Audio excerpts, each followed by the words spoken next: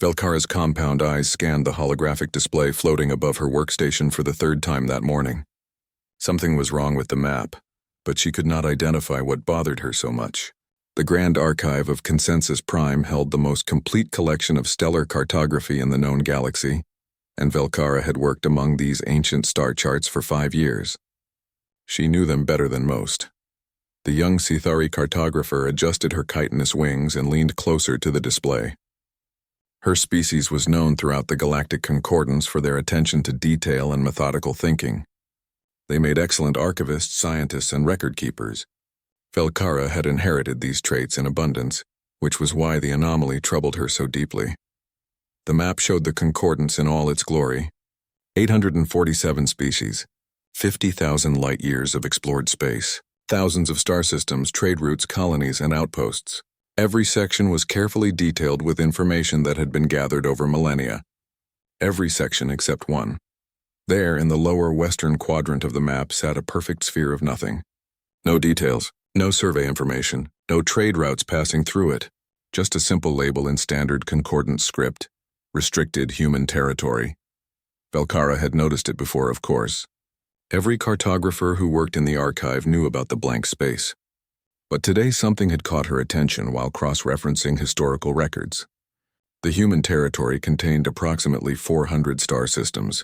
It was not a small area, and yet, every map in the archive, from the oldest to the most recent, showed it exactly the same way. Blank, restricted, unexplored. That made no sense. The Concordance had been mapping the galaxy for over 15,000 years. They had sent survey fleets to every corner of known space.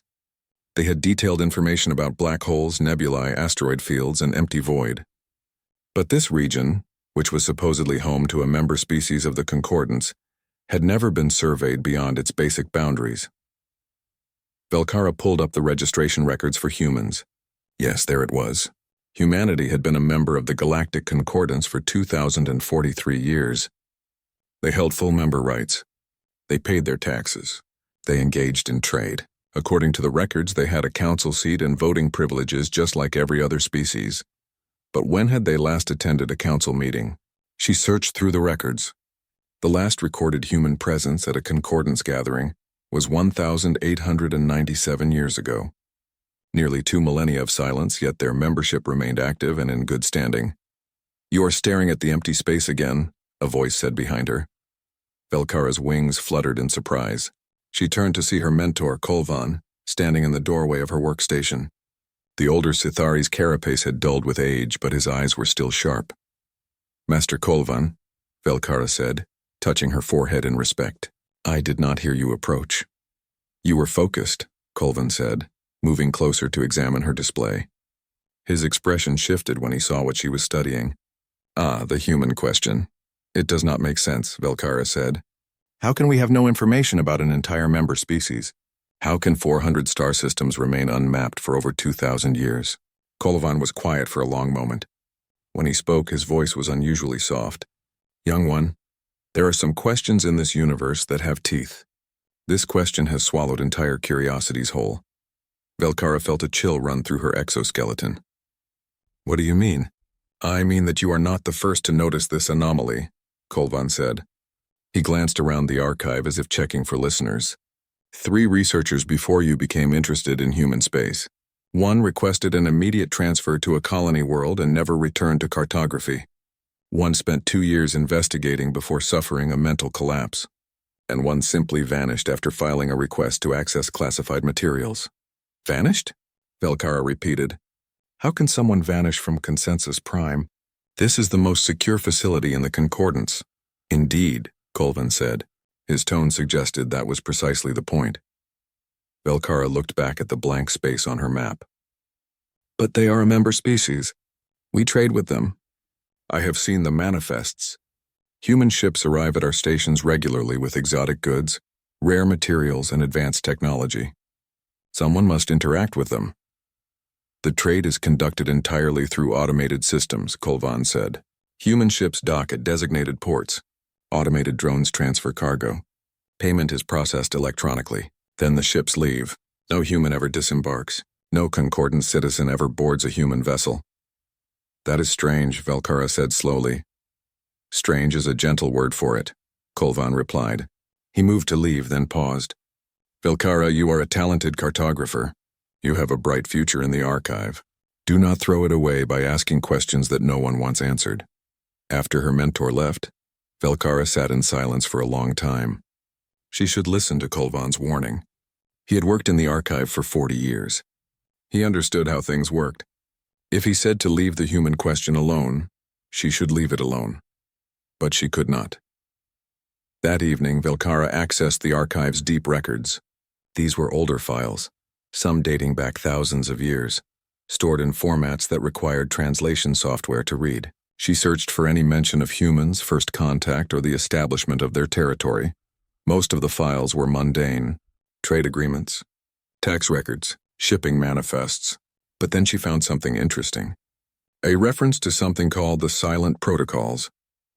The file was heavily encrypted. Velkara spent 2 hours breaking through the security layers, using her archive credentials to bypass what restrictions she could. When she finally opened the document, most of it had been redacted. Black bars covered entire paragraphs. Only fragments of text remained visible. Following the incident at redacted, all member species agreed unanimously to redacted. In exchange for human cooperation, the concordance will redacted. Under no circumstances should any species attempt to redacted. The penalty for violating the silent protocols is redacted. Velkara's mandibles clicked in frustration. The document told her almost nothing, except that something had happened, something significant enough to require protocols that were still classified after 2,000 years. She was about to give up when she noticed a footnote at the bottom of the document. It referenced another file. First Contact Incident Report, Human Species, see attached. But there was no attachment. The file had either been deleted or moved to a security level beyond her access. Velkara leaned back in her chair. This was becoming more mysterious by the hour. A member species that no one visited. Territory that was never surveyed. Protocols that demanded silence. And somewhere, a missing report that might explain everything. Over the next several days, Velkara could not let the mystery go. She found herself staying late at the archive, searching through databases and cross-referencing files. She learned that the concordance paid humans an enormous annual tribute. Resources, technology, territorial rights. The amount was staggering, more than most species contributed in taxes, but it was listed in the books as something called the quarantine tithe. Quarantine. That word suggested disease or danger. But humans traded freely with the concordance. Their goods passed every inspection. Their ships operated without incident. What were they quarantined from? Or what was the concordance quarantined from them? Velkara began to notice other strange things.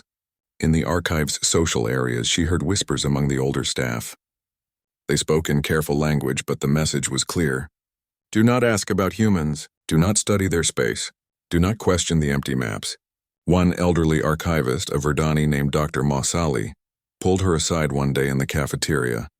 I remember when they joined, the old scientist said quietly, his leafy fronds rustling with age. I was young then, barely out of my first growing season.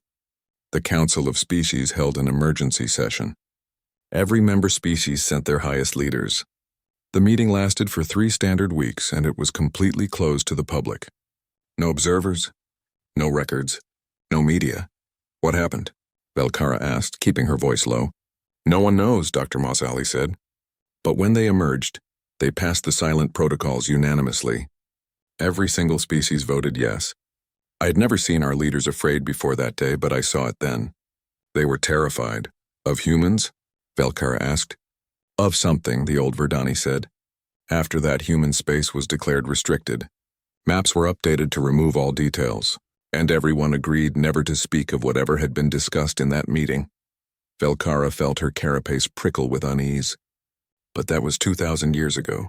Surely the reason for secrecy has passed. Dr. Mossali gave her a long look. Has it? The protocols are still active. The maps are still blank. And people still disappear when they ask too many questions. That night, Velkara made a decision. She would find answers, even if she had to break rules to do it. She began secretly copying files. downloading everything she could find related to humans or the silent protocols. She used her archive access to search restricted databases, always careful to cover her tracks. And then she found it. Deep in a corrupted data storage unit, among thousands of damaged files from ancient sensor arrays, she discovered a fragment of a transmission. It was a distress signal, old and degraded, but still partially readable. The timestamp marked it as 2011 years old, right around the time of human first contact. Belcara isolated the signal and filtered out the interference.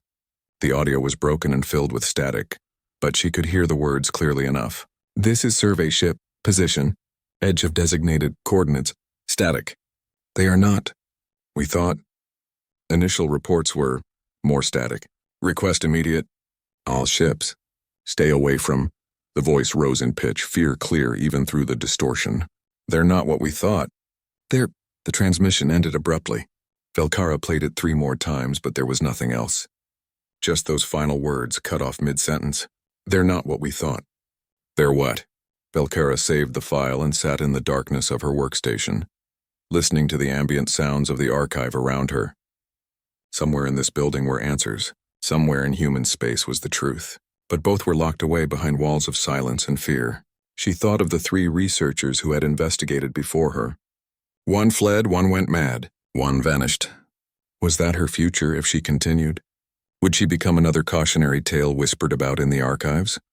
Probably, but Belcara was Sithari, and her species did not leave questions unanswered. She would find the truth about the humans no matter what it cost. She would learn why the maps stopped at their borders and why silence followed anyone who questioned, even if the answer destroyed her. She just did not realize how right that fear would turn out to be.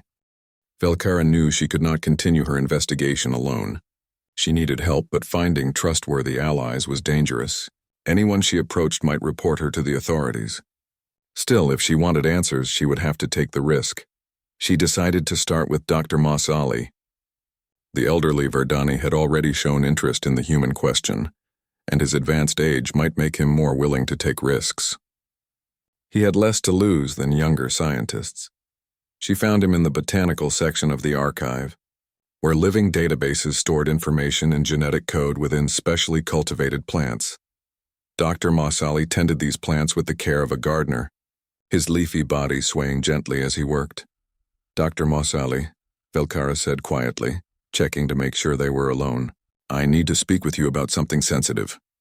The old Verdani turned, his ancient eyes examining her carefully. You have decided to pursue the human question despite the warnings. It was not a question. Belcara clicked her mandibles in acknowledgement.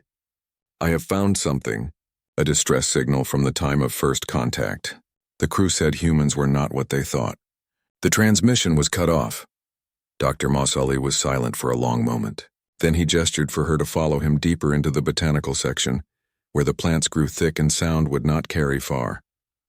I will help you, he said finally. I am old.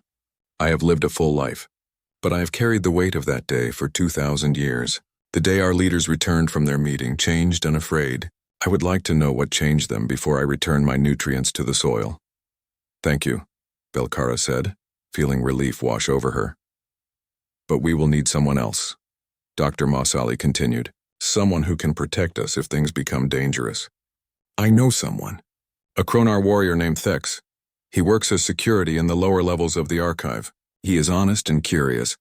2 traits his people do not always combine. They found Thex at his post near the restricted materials vault.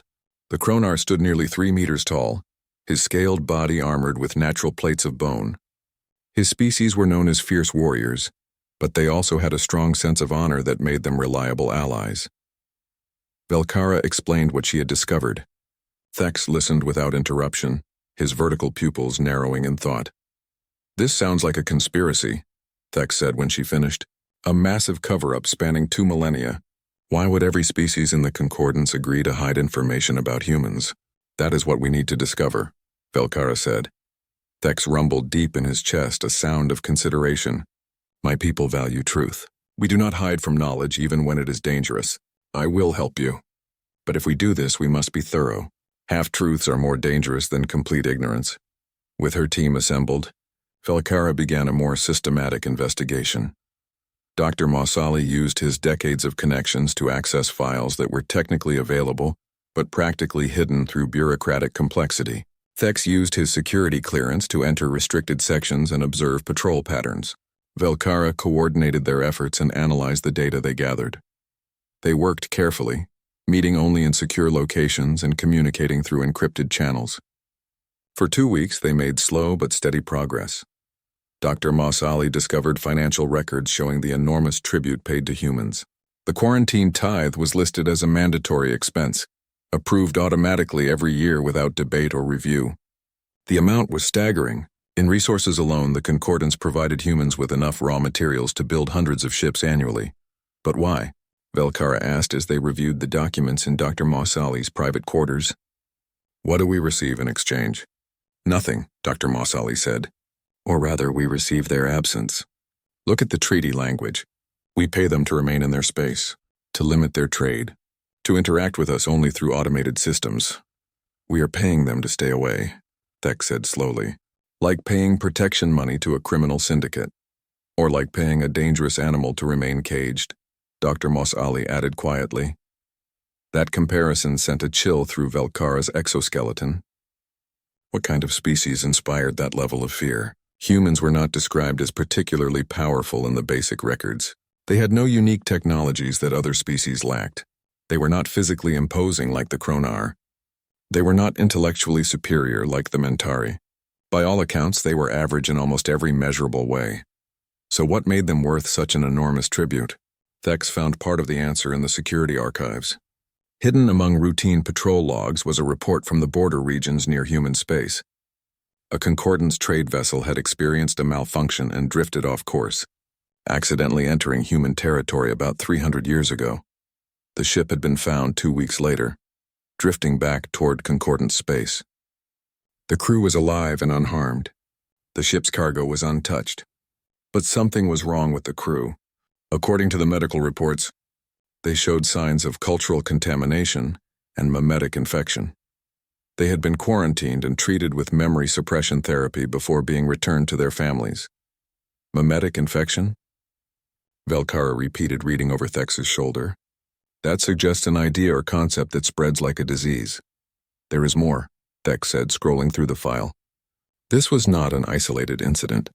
There are 17 similar reports over the past 2,000 years. Ships that accidentally entered human space, crews that returned, changed, treatments that involved erasing memories. Dr. Mossali examined the medical reports with his extensive biological knowledge. These are not descriptions of biological infection. These are psychological evaluations. The crews came back questioning their place in society, challenging traditional hierarchies, advocating for concepts that were described as incompatible with species harmony. What kind of concepts? Velkara asked. The old Verdani read from one report. Individual rights over collective needs. Personal freedom over species stability. Innovation over tradition. These human ideas took root in the crew's minds and began spreading to others they contacted.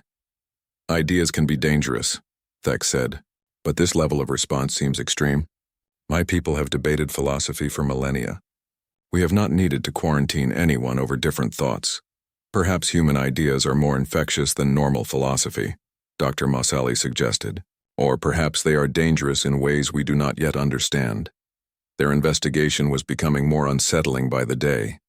Velkara began having trouble sleeping, her mind filled with questions that had no answers. What were humans really like? Why did contact with them change people? And why had the entire Concordance agreed to hide the truth? Then their careful work was discovered. Velkara arrived at the archive one morning to find a Concordance enforcer waiting at her workstation. The being was a Zalthari, a species that specialized in law and order. They had natural abilities that made them excellent at detecting deception and maintaining security. Cartographer Velkara, the enforcer said in a flat, emotionless voice. I am Zalmoth.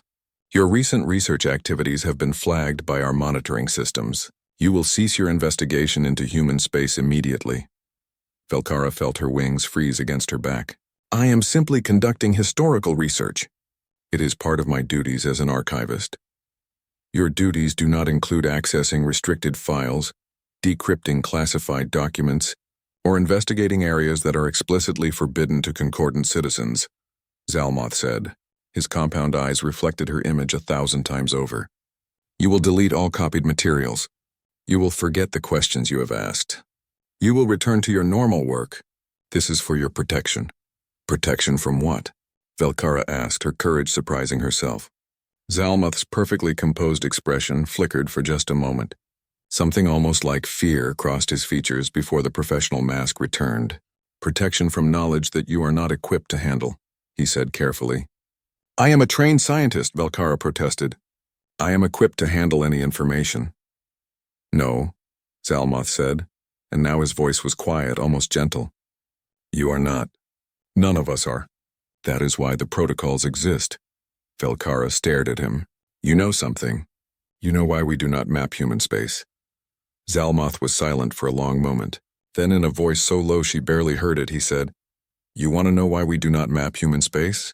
Because the last fleet we sent to survey it came back. We wish it had not. Before Velkara could ask what he meant, Zalmoth straightened and his official tone returned. You have 24 hours to comply with this order. If you do not, you will be detained, and your access to the archive will be permanently revoked. This is your only warning. He left without another word. Velkara sat trembling at her workstation for several minutes. Then she activated her encrypted communicator and contacted Thex and Dr. Mossali. They needed to meet immediately. They gathered in Dr. Mossali's quarters that evening. Velkara explained what had happened with Zalmoth. The others had similar visits. Thex had been suspended from his security duties. Dr. Mossali had received a formal reprimand. They are shutting us down, Thex said, his scales rattling with frustration. We are close to something important, and they know it. Zalmoth said something strange, Velkara said. He said the last survey fleet that went to human space came back, and the concordants wished it had not. What could that mean? Dr. Mossali's fronds drooped with concern. Perhaps the fleet brought back something terrible. Information or infection or simply knowledge that was better left undiscovered. They sat in silence, each processing the implications. Their investigation had reached a dead end. The authorities were watching them now. Any further research would result in arrest or worse, unless they took drastic action. There is one way to get answers, Velkara said slowly. The idea had been forming in her mind for days, but she had been afraid to voice it. We could go there. We could travel to human space ourselves. Thex and Dr. Mossali stared at her. That is forbidden, Dr. Mossali said. It would be a direct violation of the silent protocols. The penalties are severe. The penalties are unknown, Velkara corrected. That section of the protocols was redacted. But yes, it would be extremely dangerous. It would also be impossible, Thex said. How would we get a ship? Where would we go? The entire region is restricted. Automated defenses would stop us before we got close. Maybe, Velkara said. Or maybe those defenses are designed to keep humans in, not to keep us out. Maybe they want the restriction to seem impassable so that no one tries. Dr. Mossali tilted his head in thought. You are suggesting the barrier is psychological rather than physical. I am suggesting we will never know unless we try, Velkara said. The next morning, Velkara went to her workstation and found it locked. Her credentials had been revoked. A message on the screen informed her that she was suspended pending an internal review. When she tried to leave the archive, security stopped her. She was not under arrest, they said, but she was not to leave the facility without permission. That was when she knew they had no choice. That night, with Thex's help, they broke into the archive's private hangar bay. Dr. Mossali used his decades of experience to disable security systems, while Thex handled any physical obstacles. They stole a small research vessel, one that was marked for decommissioning and would not be immediately missed. As they powered up the engines and lifted off from Consensus Prime, alarms began to sound. Security ships would be scrambled within minutes. They had only a small window to escape. Thex plotted a course to the edge of human space, the coordinates from Velkara's historical records. The ship jumped to faster-than-light travel just as pursuit ships appeared on their sensors. They had committed themselves now. There was no going back. They would find answers at the border of human space, or they would become another cautionary tale. Perhaps both. As they traveled through the distorted space of FTL, Velkara looked at her companions, an elderly scientist seeking closure, a warrior seeking truth, and herself, a young cartographer who could not leave mysteries unsolved. They were probably going to die, but at least they would die knowing the truth, or so she hoped. The journey to the edge of human space took 3 days. During that time, Velkara, Thex, and Dr. Mossali took turns monitoring their instruments and watching for pursuit ships. None came. Either the concordants had not yet tracked their course, or they were being allowed to proceed. Neither possibility was comforting. On the 3rd day, their sensors detected the boundary marker. Thex brought the ship out of FTL travel, and they drifted in normal space, staring at what appeared to be empty void, but it was not empty. In the center of their view screen floated a single automated beacon. It was ancient, its hull showing signs of exposure to cosmic radiation for centuries or longer, but it still functioned, broadcasting on all standard frequencies. Velkara activated the ship's communication system.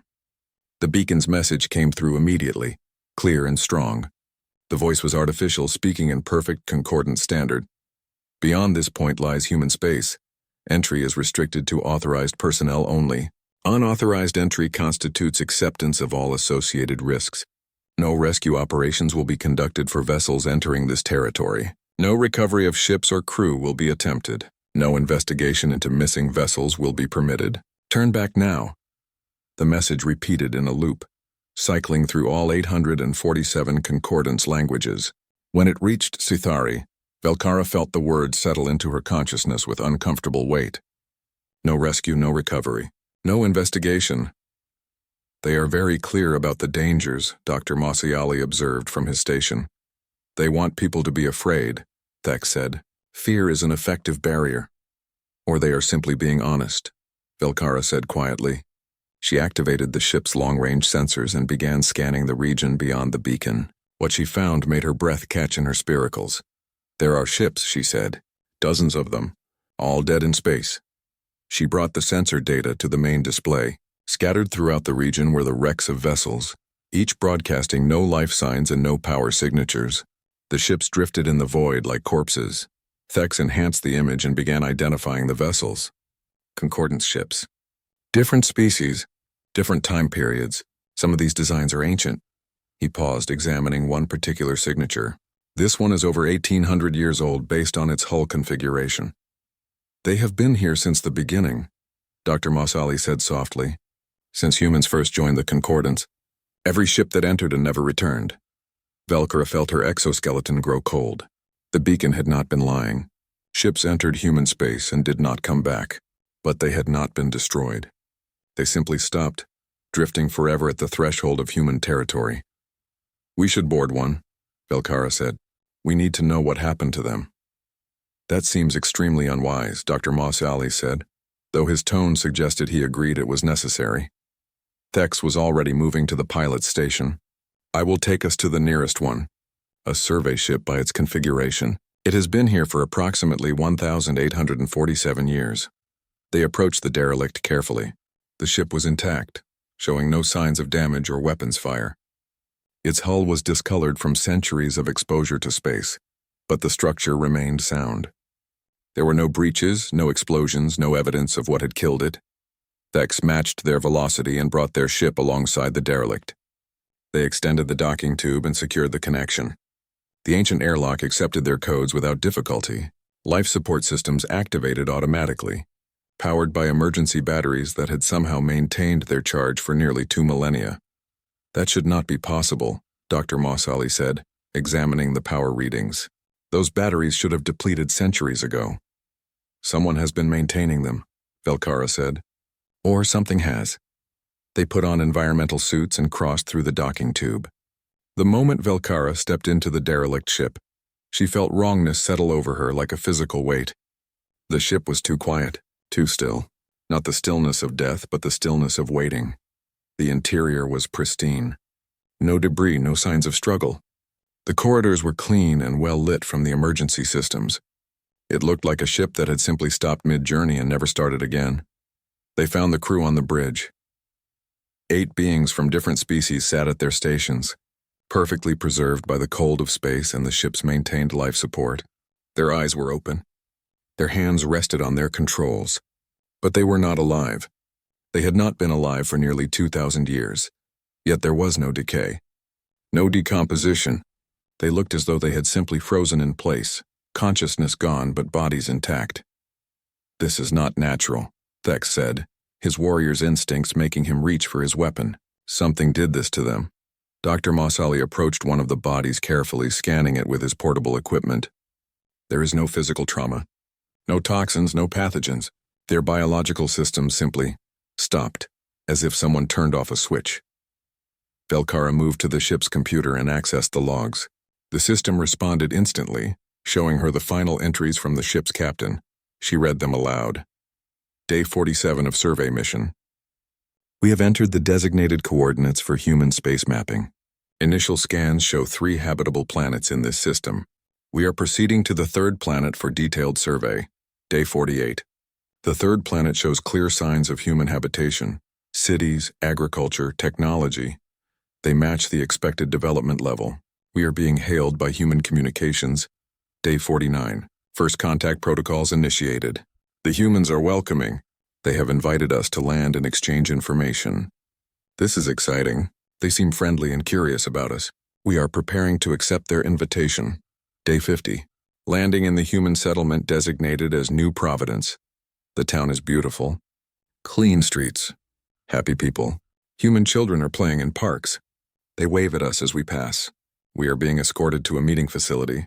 Day 50. Second entry. The meeting went well. The humans are charming hosts. They have shown us their technology, their culture, their art. They are not what we expected. They are more welcoming, more open. They have invited us to tour their facilities and learn about their society. The captain has agreed. This is a wonderful opportunity for understanding. Day 50. Third entry. We have been touring for 6 hours. The humans have shown us everything. Their schools, their hospitals, their factories, their homes. They answer every question with patience and detail. They want us to understand them. They want us to truly see what they are. Day 50. Fourth entry. We are returning to the ship now. The humans have been such gracious hosts.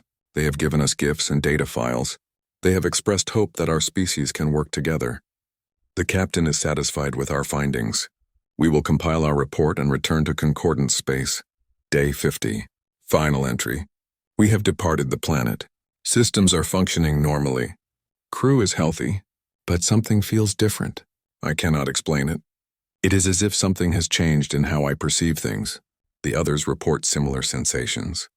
Perhaps we are simply tired from the long day. We will rest and continue tomorrow. There were no more entries after that. Velkara looked at the frozen crew, their eyes still open, still staring at displays that had long since gone dark. They had landed on a human world. They had made contact. They had been welcomed, and then they had come back to their ship and simply stopped. They were not killed, Dr. Mossali said slowly. At least not in any conventional sense. Something happened to them during that visit. Something that made them cease to function once they returned. The humans did something to them, Thex said, his voice hard with anger. Some kind of weapon or trap. Perhaps, Velkara said. Or perhaps the humans showed them something. Something that changed them in a way that was incompatible with life. They searched the rest of the ship but found nothing more. The cargo holds contained the gifts the humans had given them.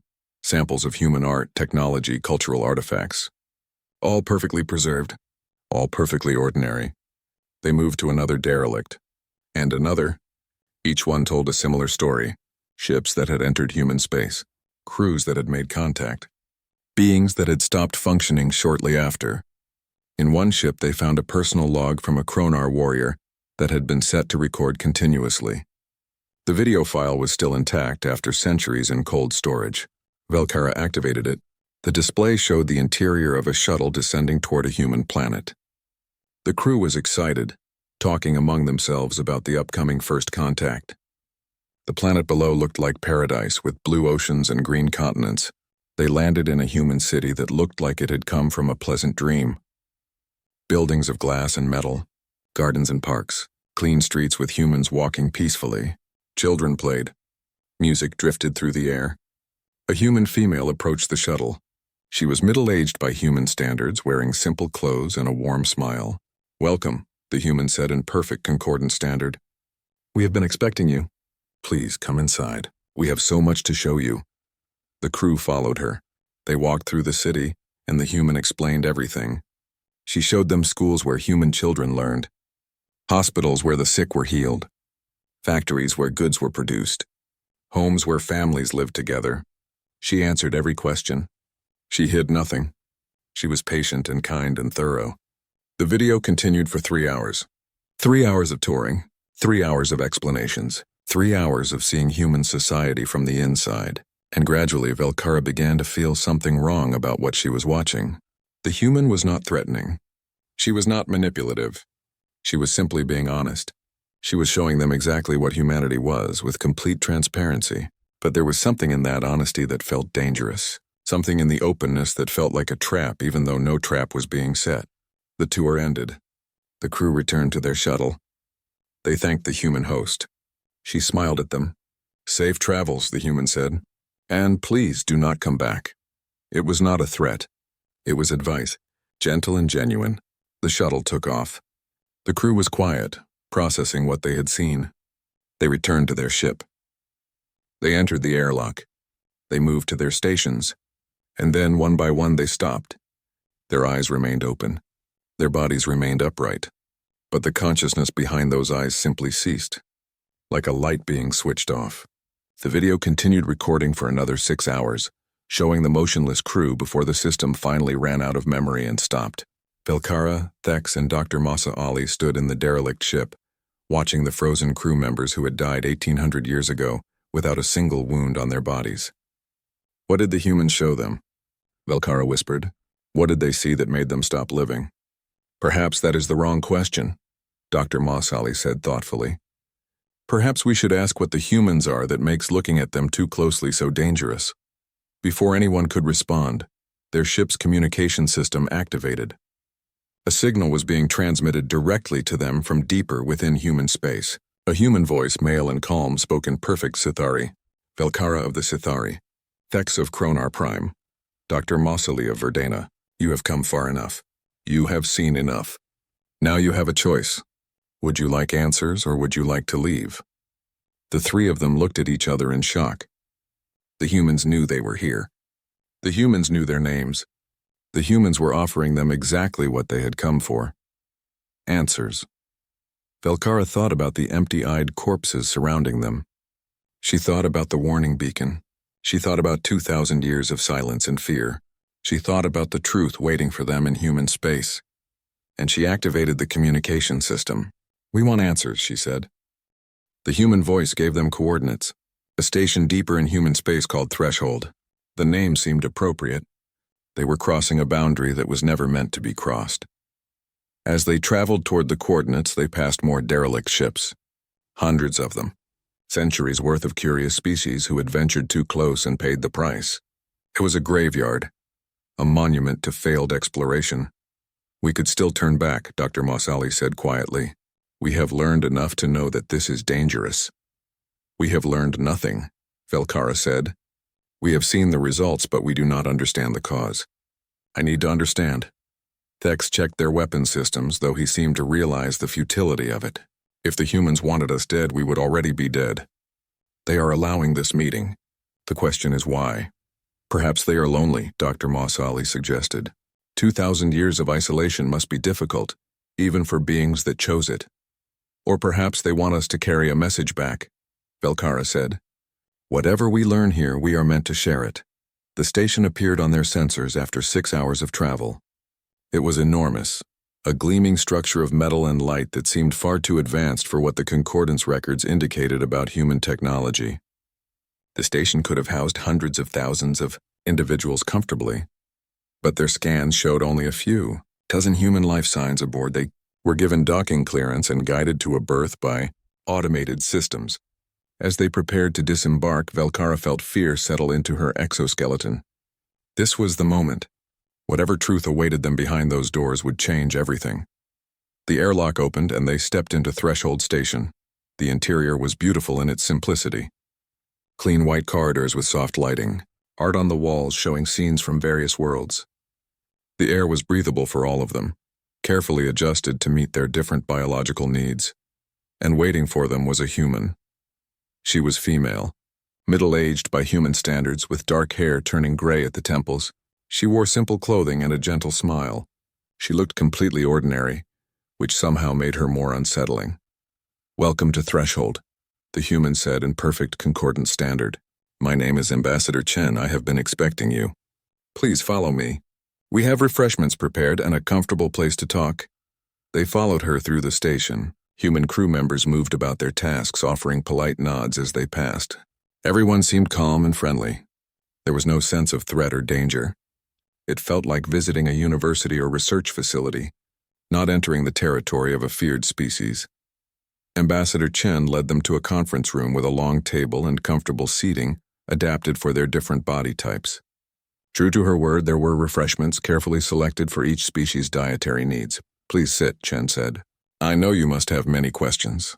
They sat, though Thex remained tense, ready to move if needed. Velkara looked across the table at the human ambassador, trying to understand what made this species so dangerous that the entire Concordance had agreed to quarantine them. "You know why we are here," Velkara said. "Yes," Chen replied. "You want to know why your maps stop at our borders. You want to know what we are. You want to know why the Concordance fears us enough to pay tribute for our isolation. Are you going to tell us?" Thex asked, his voice hard with suspicion. "Yes," Chen said simply.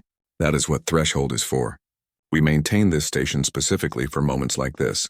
When someone from the Concordance becomes curious enough to break the protocols, we bring them here and tell them the truth." "And then what?" Dr. Mossali asked. "What happens to those you tell?" "That depends on what they choose to do with the information," Chen said. "But I am getting ahead of myself. Let me start at the beginning." She stood and walked to a display screen which activated to show an image of Earth, the human homeworld. Humanity evolved on a planet that was hostile in ways most concordant species cannot imagine. We had to compete with other predators for survival. We had to adapt to changing climates. We had to fight for every resource. This made us resilient, but it also made us something else.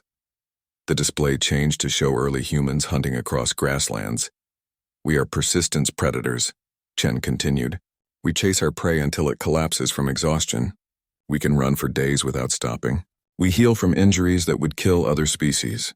We adapt to environments that would destroy others. The Concordance knows all of this. It is in our basic profiles. These traits do not seem dangerous enough to warrant quarantine," Velkara said. "No," Chen agreed. "They are not. But we evolved something else. Something that made us the dominant species on our world and something that makes us dangerous to you." She turned to face them directly. "We are infectious." The word hung in the air. Velkara felt her spiracles constrict. "You carry diseases?" "Not biologically," Chen said. "Mimetically, psychologically, culturally. We are infectious in how we think and how we spread ideas." She returned to her seat, and her expression became serious. "Humans evolved to be exceptional at social learning. We copy behaviors. We spread concepts. We make others think like us. It was a survival advantage on Earth. The tribe that could share knowledge most effectively was the tribe that survived. So we became masters of cultural transmission." Dr. Mossali leaned forward, his scientific curiosity overcoming his fear. "Many species share knowledge. This is not unique to humans." "True," Chen said. "But humans do it differently. We do not just share information. We spread worldviews. When you interact with humans, observe humans, study humans, you do not just learn facts about us. You start adopting our way of thinking, our values, our perspectives, our conflicts." She pulled up data on the display, charts and graphs showing cultural shifts in concordant species. "When we first joined the Concordance, we were welcomed. We were excited to meet other intelligent species. We established embassies on 17 different worlds. We opened trade. We shared technology and culture. We thought we were building friendships." The display showed images of humans and aliens working together, smiling, cooperating. But within 50 years, we noticed something terrible. The species we had closest contact with were changing, not physically, culturally, politically, psychologically. The images shifted to show protests, conflicts, divisions. 3 species had civil wars over concepts they had never considered before. Individual rights versus collective responsibility, personal freedom versus species stability, innovation versus tradition. These were human arguments, human conflicts, spreading through their societies like a virus. Belcara felt her mandibles click in disbelief. You are saying your ideas were infecting other species? Not intentionally, Chen said, and there was genuine pain in her voice. We were not trying to change anyone. We were simply being ourselves. But our way of thinking is so fundamentally different from most concordant species that exposure to it causes disruption. She brought up more data, population statistics, social cohesion indexes, stability measurements. 5 species began adopting human-style family structures, abandoning their traditional communal breeding. Their birth rates collapsed because they had evolved for different reproductive strategies. 2 species developed human-style nationalism and started viewing other species as competitors rather than partners. 1 species experienced a philosophical crisis that nearly led to mass suicide, because human existentialism was incompatible with their evolved purpose-driven psychology. Dr. Mossali's fronds drooped with horror. You were destroying them without meaning to. Yes, Chen said quietly. And we did not understand why until our best scientists figured it out. Humans evolved to spread our culture. We are exceptionally good at making others see things from our perspective. It is how we survived as a species. But what was an advantage among humans became a weapon among other species, who had not evolved the same mental defenses. Thex rumbled deep in his chest. So the concordance asked you to leave? No, Chen said. We offered to leave. When we realized what we were doing, we were horrified. We had come to the stars hoping to find friends, and instead we were accidentally destroying the cultures we encountered. She stood and walked to the window, looking out at the stars. We called an emergency session with the Concordance Council. We told them what we had discovered. We showed them the evidence. And we proposed the quarantine. We would restrict ourselves to a designated region of space. We would limit trade to automated systems only. We would stop sending ambassadors and delegations. We would isolate ourselves to protect you from us. The silent protocols, Belcara said. Yes, Chen confirmed. The Concordance agreed immediately. They were desperate for a solution. Some species were already showing signs of cultural collapse. The protocols were implemented, and we withdrew to this region of space. And for 2,000 years we have maintained the quarantine. The tribute, Dr. Mossali said. The quarantine tithe, you call it that? Chen nodded. The Concordance pays us to stay isolated. They provide resources and technology in exchange for our absence. It seems backward, but it makes sense. The cost of the tribute is far less than the cost of what would happen if we were not contained. Belcara processed this information, her analytical mind working through the implications. But you still trade with the Concordance. Your ships visit our stations. Why does that not spread contamination? Because there is no direct contact, Chen explained. The ships are automated. The trade is handled by computers. There is no exposure to human culture or human thinking. You receive our goods without receiving our ideas. And the derelict ships at your border? Thex asked. The crews that stopped living? Chen's expression filled with sadness. Those are the curious ones. The explorers who ignored the warnings and came to observe us. We try to discourage it, but some always come. And when they do, we follow a protocol. She returned to her seat. We invite them to land. We welcome them. We answer all their questions. We show them our cities, our homes, our lives. We are completely transparent. We hide nothing. We let them see exactly what humanity is. And that kills them? Belcara asked. Not directly, Chen said. But extended exposure to human culture, human thinking, human perspective does something to other species. It rewrites how they perceive reality, and for most concordant species that rewriting is incompatible with their evolved psychology. Their minds cannot handle thinking like humans while still maintaining their species identity. She pulled up medical data showing brain scans from recovered crews. They're consciousness fragments. The part of them that is Kronar or Sithari or Verdani conflicts with the part that has learned to think like a human, and eventually, their minds simply give up. The biological systems continue for a while, but the being inside is gone. Dr. Mossali studied the data with horror and fascination. You are a mimetic hazard. A cognitohazard in the old terminology. Simply understanding you too well is dangerous. Yes, Chen said. That is exactly what we are. and that is why we stay here behind our borders away from the rest of the concordance. Thek stood abruptly, his warrior instincts rejecting what he was hearing. This is insane. You are telling us that you are prisoners because your ideas are too dangerous? Ideas cannot be that powerful. Can they not? Chen asked gently. You are Kronar Thex. Your people value honor above all else. It defines your culture, your laws, your sense of self. Now imagine if you were exposed to human philosophies of moral relativism, of situational ethics, of the idea that honor is a social construct rather than an absolute truth. What would that do to you? Thex opened his mouth to respond, then closed it. Velkara could see the conflict in his eyes. Even hearing the concept described was affecting him. We are quarantined not just to protect the concordance, Chen continued, but to protect ourselves. Because if we spread throughout the galaxy, eventually someone would decide we were too dangerous to exist, and they would try to eliminate us, and we would fight back. She looked at each of them in turn. Humanity nearly destroyed itself with our own nature. War, conflict, the drive to spread our ideas even when it caused suffering. We learned to control these impulses over millennia of bitter experience, but we are still human. We still have those traits. And if we had to defend ourselves, those traits would emerge. You are saying you could destroy the concordance if you wanted to, Velkara said slowly. We are saying we would rather live in isolation than find out, Chen replied. The conference room fell silent after Ambassador Chen's final statement. Velkara felt her world tilting on its axis.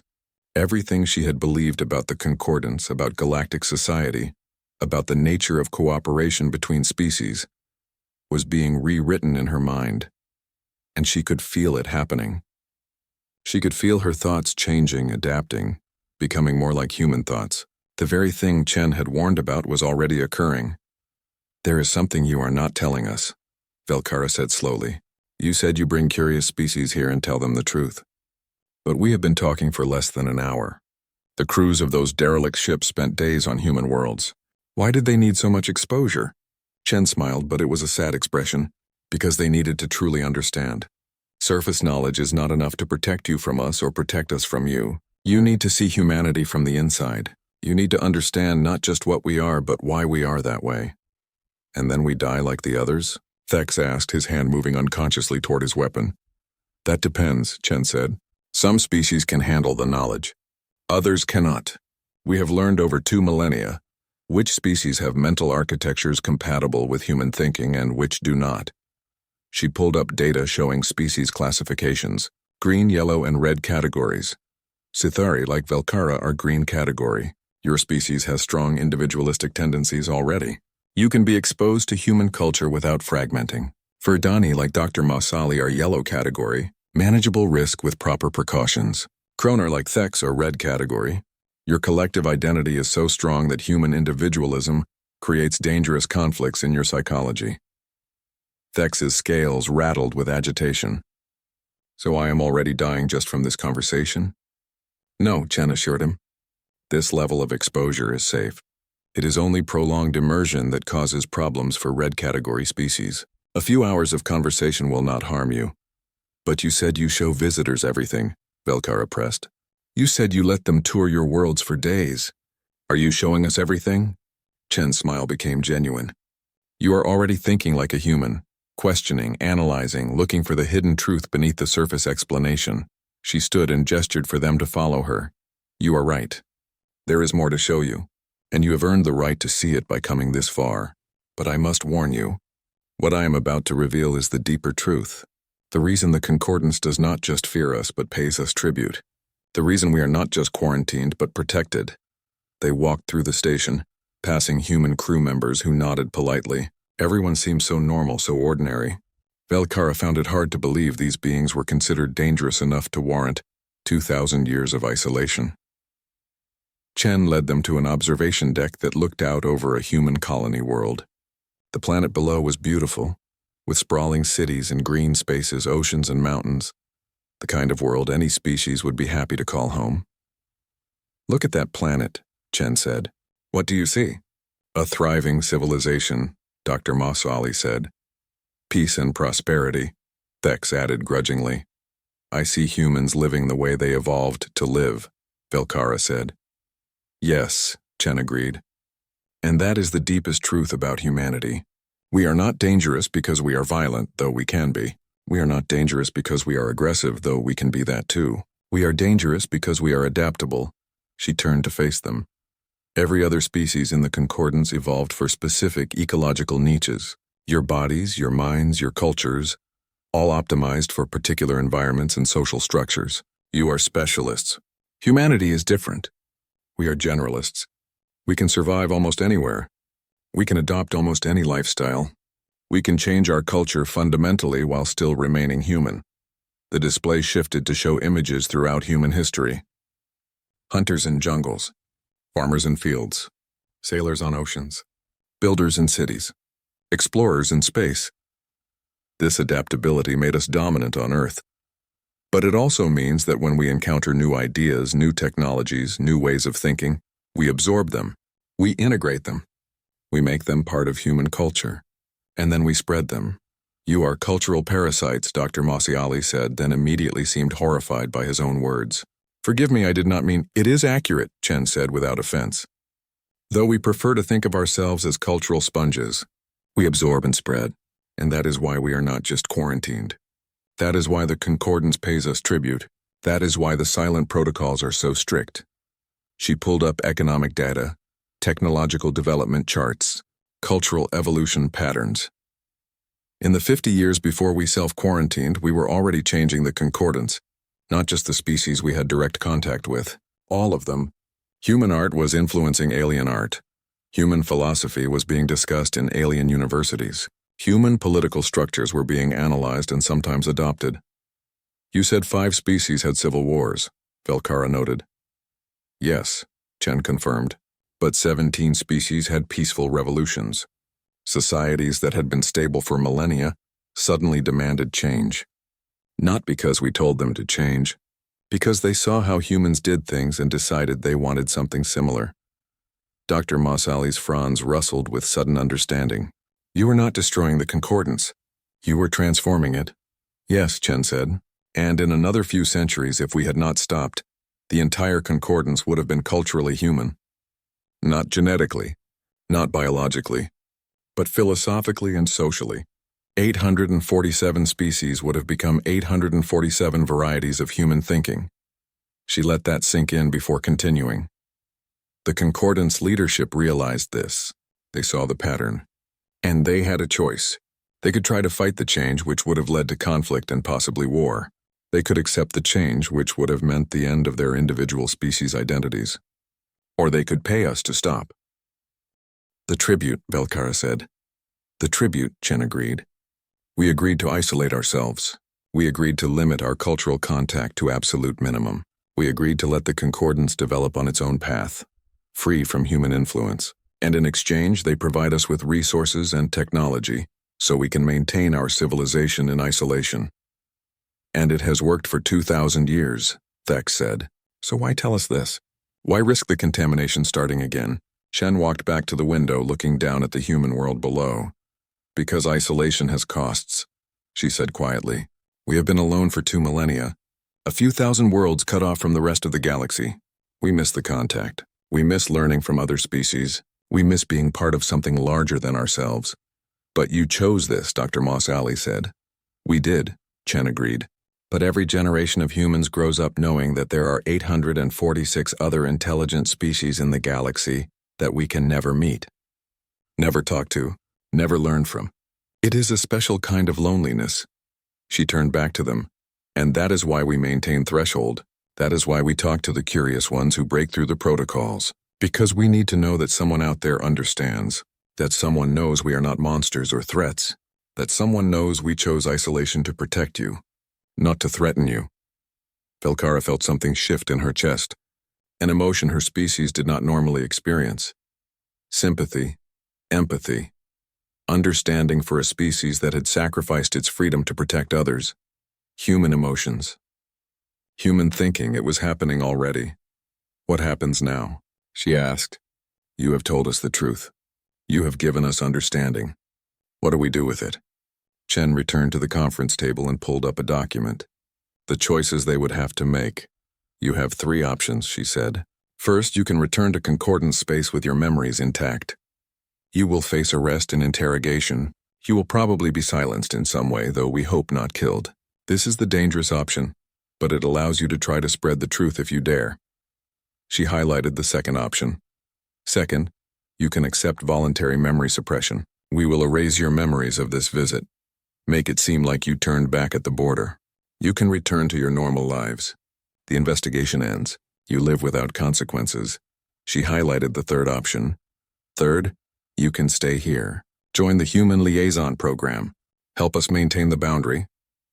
Work at Threshold. Talking to future curious species who break the protocols. Never go home again. The three of them looked at each other. Thek spoke first. I will stay. Someone needs to guard the boundary. Someone needs to understand both sides. I am a warrior.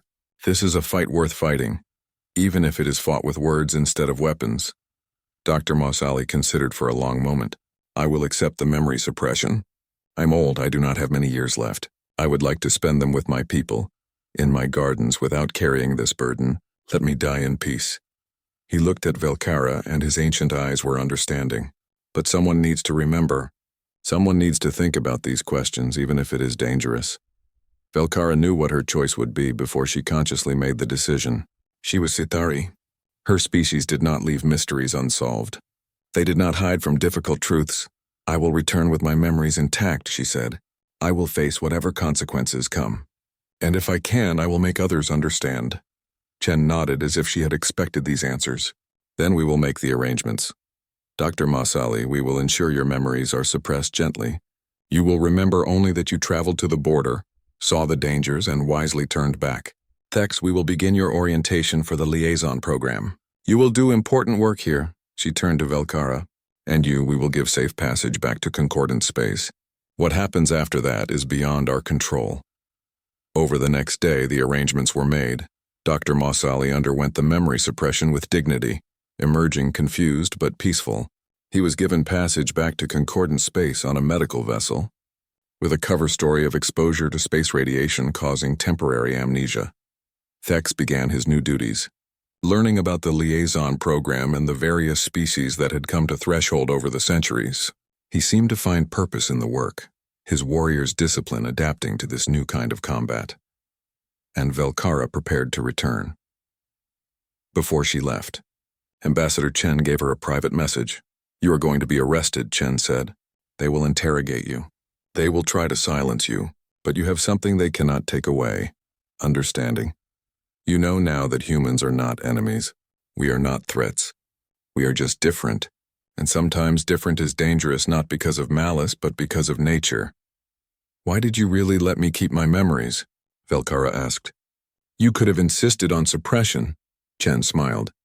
Because you remind me of us. Curious, persistent, unwilling to accept comfortable lies over difficult truths. That is very human thinking. And maybe, just maybe, if enough beings in the Concordance start thinking that way, the balance will shift. Maybe in a few more centuries, the galaxy will be ready for humans to emerge from isolation. Or maybe we will all become human in our thinking, Velkara said. Maybe, Chen agreed. Would that be so terrible? Velkara did not answer. She was not sure she knew anymore. The journey back to Concordance space was quick. Velkara's ship was allowed to pass through the boundary without incident. But the moment she entered Concordance territory, she was surrounded by security vessels. She did not resist arrest. They took her to a detention facility on Consensus Prime. The interrogator was Zalmoth, the enforcer who had warned her away from the investigation. You went to human space, he said flatly. You violated the silent protocols. You made contact with humans. I did, Velkara confirmed. What did you learn? Velkara looked at him carefully. I learned why we fear them. I learned why we pay them tribute. I learned the truth that has been hidden for 2,000 years. Zalmoth's expression did not change. You will be silenced. Your research will be destroyed. You will be forgotten, just like the others who asked too many questions. Will I? Velkara asked. Or will my story spread? Will others become curious? Will they ask questions too? She leaned forward. The humans are right to quarantine themselves, and you are right to fear them. But here is what terrifies me most, Enforcer Zalmoth. After meeting them, after understanding what they are, after seeing their culture and their thinking. She paused, I understand why they do it. I agree with their reasoning. I see their perspective. I am thinking like a human, and I cannot stop. Zalmoth's composure cracked for just a moment. Fear flickered across his features, because he understood what that meant. The contamination had already begun. Not in the explosive way it happened 2,000 years ago. Slowly, carefully, one curious mind at a time. Belcara was placed in a detention cell. Her research was confiscated. Her findings were classified. Official records would say she had been suspended for protocol violations and later transferred to a remote facility. But the truth was already spreading. Rumors circulated through the archive. Young researchers whispered about the cartographer who had gone to human space and returned. They asked questions. They examined the blank spaces on their maps. They wondered. Across the concordance on 847 worlds, individuals began to think, to question, to challenge the comfortable narratives they had been told. It was a slow process. It would take generations. But it had begun. The humans remained in their territory. Their ships continued automated trade. Their borders stayed closed. The galactic map still showed only blank space where human civilization thrived. But the silence? The silence was breaking. And in her cell, Belcara wrote her report, knowing it would be confiscated but not caring. She wrote for herself. She wrote to understand. She wrote because that was what thinking beings did, regardless of their species. She wrote like a human, and throughout the galaxy, others were beginning to write their own questions, draw their own conclusions, seek their own truths. The human contagion was not violence or aggression or conquest. It was curiosity. It was individualism. It was the relentless pursuit of understanding, regardless of cost. And once that particular idea took root, no quarantine could contain it. The galactic map still stopped at human space. But ideas? Ideas had no borders at all.